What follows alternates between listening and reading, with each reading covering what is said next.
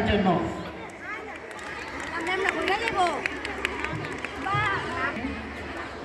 উৎসব মানে আনন্দ, কিন্তু আমাদের এই আনন্দ, আমাদের এই উৎসব আমাদের ঐতিহ্য থেকে হারিয়ে যাচ্ছিল। আমাদের এই ঐতিহ্যকে আমাদের নতুন প্রজন্মের কাছে, আমাদের তরুণদের কাছে ফিরিয়ে নিয়ে আসার জন্য আজকে আমার এই উৎসব পিঠা উৎসব। আমি পিঠা উৎসবের শুভ উদ্বোধন ঘোষণা করছি। ধন্যবাদ সবাইকে। শেষে যাব হাসি, আনন্দ, গান, নাচের মাধ্যমেও আমরা আজকে সারাদিন নিজেদের মতো করে আনন্দ করব। সবাইকে আবারও প্রীতি ও শুভেচ্ছা। আমরা চলে যাই আমাদের শিক্ষার্থীদের মাঝে। আসসালামু আলাইকুম। আমাদের সিদ্ধান্ত আছে, যেহেতু মেয়েরা অনেক পরিশ্রম করে পিঠা বানিয়ে আপনার জন্য উপস্থাপন করেছেন, মিনিমাম প্রত্যেকটি শিক্ষক 500 টাকার পিঠা এখান থেকে ক্রয় করে তারপরে যাবেন তাদের উৎসাহিত করার জন্য। ধন্যবাদ সকলকে।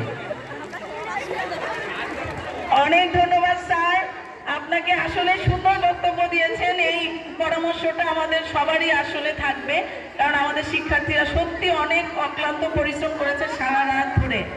আর এখানে আমাদের আজকের অনুষ্ঠানে সকল অভিভাবক বৃন্দ এখানে আমন্ত্রিত আছেন, সবাই আসবেন। সবাইকে আবারও শুভেচ্ছা। আমাদের মেয়েরা এখনো সব কিছু করতে পারে, সত্যি আমার একদম আনন্দিত আমি যে মেয়েরা যথেষ্টভাবে অ্যাডভান্স হয়েছে বিভিন্ন কাজে কর্মে।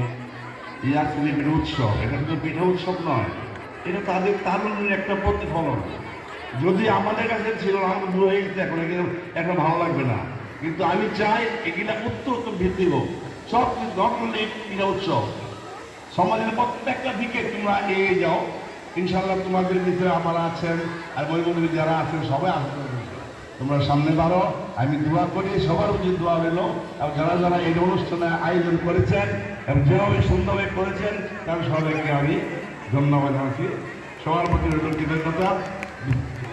সব ভালো থাকেন, সুস্থ থাকেন, আমাদের সবাই দোয়া করবেন, আল্লাহ যেন পাক ভালোভাবে রাখেন, যাতে মরার আগে পর্যন্ত সুন্দরভাবে তুলতে পারি আর কি, পিঠা তৈরি করতে পারে।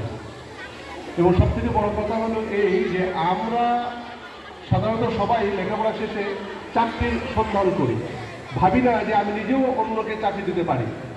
আমরা যদি বর্তমান প্রেক্ষাপট চিন্তা করি, বিশেষ করে করোনা পরবর্তী সময়ে এই শুধুমাত্র খাবারের ব্যবসা করে হোটেল খুলে, রেস্টুরেন্ট খুলে বহু ফ্যামিলি শুধু দাঁড়িয়ে যায়নি, তারা উত্তরোত্তর তাদেরকে আর্থিক উন্নয়ন ঘটাচ্ছে।